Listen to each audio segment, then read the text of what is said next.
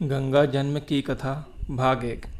ऋषि विश्वामित्र ने कहा, वत्स राम, तुम्हारी ही अयोध्यापुरी में सगर नाम के एक राजा थे। वे पुत्रहीन थे। सगर की पटरानी का नाम केशिनी था, जो कि विदर्भ प्रांत के राजा की पुत्री थी। केशिनी रूपवती, धर्मात्मा और सत्यपरायण थी। सगर की दूसरी रानी का नाम था सुमति, जो राजा अरिष्ट नेमि की कन्या थी।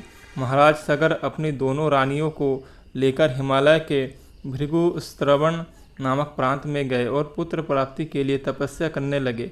उनकी तपस्या से महर्षि भृगु प्रसन्न हुए और उन्हें वर दिया कि तुम्हें अनेक पुत्रों की प्राप्ति होगी। दोनों रानियों में से एक का केवल एक ही पुत्र होगा, जो कि वंश को बढ़ाएगा, और दूसरी के 60,000 पुत्र होंगे। कौन सी रानी कितने पुत्र चाहती है, इसका निर्णय वे स्वयं आपस में मिलकर कर ले।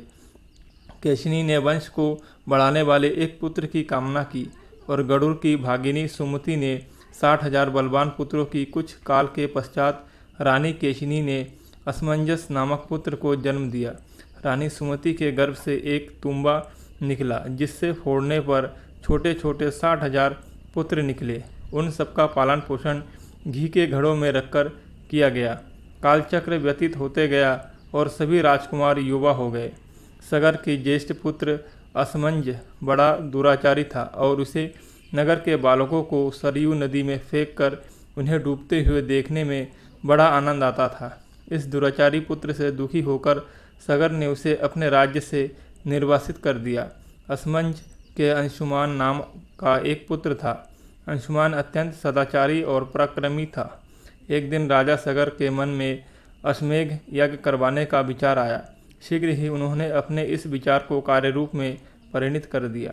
राम ने ऋषि विश्वामित्र से कहा, गुरुदेव, मेरी रुचि अपने पूर्वज सगर की यज्ञ गाथा को विस्तारपूर्वक सुनने में है, अतः कृपा करके इस वृत्तांत को पूरा सुनाइए।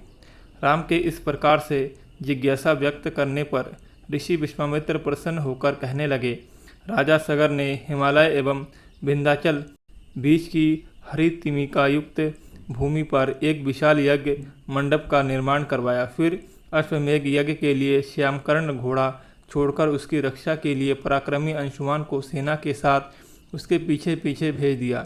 यज्ञ की संभावित सफलता के परिणाम की आशंका से भयभीत होकर इंद्र ने एक राक्षस का रूप धारण किया और उस घोड़े को चुरा लिया। घोड़े की चोरी की सूचना पाकर सगर ने अपने 60,000 पुत्रों को आज्ञा दी कि घोड़ा चुराने वाले को पकड़कर या मारकर घोड़ा वापस लाओ।